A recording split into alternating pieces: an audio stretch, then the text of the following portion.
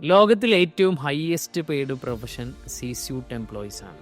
Chief executive officer അഥവാ സിഇഒമാർ, chief financial officer അഥവാ CFOമാർ, chief operating officer, chief sales officer, ഇങ്ങനെ C-suite എംപ്ലോയീസ് ആണ് ലോകത്ത് ഏറ്റവും കൂടുതൽ പേയ്മെന്റ് വാങ്ങുന്നവർ. എന്നാൽ അവർ കഴിഞ്ഞാൽ പിന്നീട് ലോകത്ത് ഏറ്റവും കൂടുതൽ പേയ്മെന്റ് വാങ്ങുന്നത് സെയിൽസിലിരിക്കുന്നവരാണ്. ശരിക്കും പ്രീമിയം പ്രോഡക്റ്റും പ്രീമിയം സർവീസും സെല് ചെയ്യാൻ കപ്പാസിറ്റി ഉള്ള പ്രൊഫഷണൽസിന് നല്ല പേയ്മെന്റ് വാങ്ങാൻ പറ്റുമോ എന്നുള്ളതാണ്. കാരണം അവർക്ക് കിട്ടുന്ന ഇൻസെന്റീവ് അത്രയ്ക്കും ഹൈ ആയിരിക്കും. അങ്ങനെയാണെങ്കിൽ സെയിൽസിലിരിക്കുന്നവർക്ക് എന്തെല്ലാം സ്കില്ലുകളാണ് ശരിക്കും അവർ ഡെവലപ്പ് ചെയ്തെടുക്കേണ്ടത്? അതാണ് നമ്മൾ ഈ വീഡിയോയിൽ നോക്കാൻ പോകുന്നത്. സെയിൽസിലിരിക്കുന്നവർക്ക് വേണ്ട ഏറ്റവും പ്രധാനപ്പെട്ട സ്കില്ലാണ്: 1 lead generation skill, 2 people reading skill, 3 objection handling skill, 4 listening skill, 5 copy writing skill, 6 closing skill, 7 presentation skill, 8 follow up skill, 9 time management skill. ഏറ്റവും പ്രധാനം ഈ പറയുന്ന സ്കില്ല് നമ്മൾ ഡെവലപ്പ് ചെയ്യണം.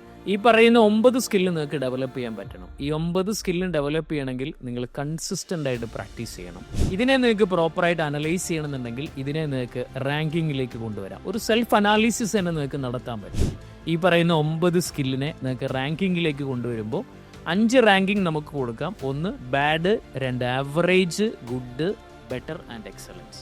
അപ്പോൾ ഓരോ സ്കില്ലും, ഇപ്പം നിങ്ങൾക്ക് പ്രസന്റേഷൻ സ്കില്ലിൽ നിങ്ങൾ ഗുഡ് ആണോ, അതല്ലെങ്കിൽ നിങ്ങൾ ആവറേജ് ആണോ, ക്ലോസിംഗ് സ്കില്ലിൽ നിങ്ങൾ ബെറ്റർ ആണോ, ആവറേജ് ആണോ, എക്സലന്റ് ആണോ, അതല്ലെങ്കിൽ നിങ്ങൾക്ക് people reading skill, copy writing skill. Copy writing skill എന്ന് പറയുമ്പോൾ നമുക്ക് ശരിക്കും ഒരാളോട് എങ്ങനെയാണോ സംസാരിക്കേണ്ടത് അതേ രീതിയിൽ സംസാരിക്കാൻ പറ്റണം.